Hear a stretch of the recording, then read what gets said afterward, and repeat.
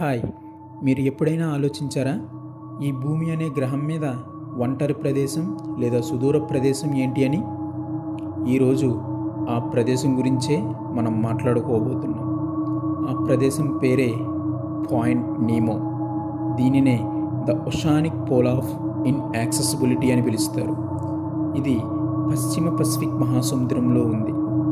సరే, ఇంతకీ నీమో అంటే అర్థం తెలుసా? ఇది ఒక లాటిన్ పదం. ఈ పదం అర్థం ఎవరూ లేని ప్రదేశం అని. మనం ఈ భూమి మీద ఏ చోట నిలబడి చూసినా ఇదే సుదూర ప్రాంతం. అంటే మనం ఏ ఖండం నుండి కొలిచినా ఇదే దూర ప్రాంతం అవుతుందన్నమాట. ఇది భూమి నుండి ఏ దిక్కుగా చూసినా సుమారుగా 2688 కిలోమీటర్లు, అంటే 1670 మైళ్ళ దూరంలో ఉంటుంది. ఈ పాయింట్ నీమోలో ఏ మానవుడు నివసించలేడు. దీని దగ్గరలో ఉన్న ద్వీపాల్లో కూడా ఎవరూ నివసించరు.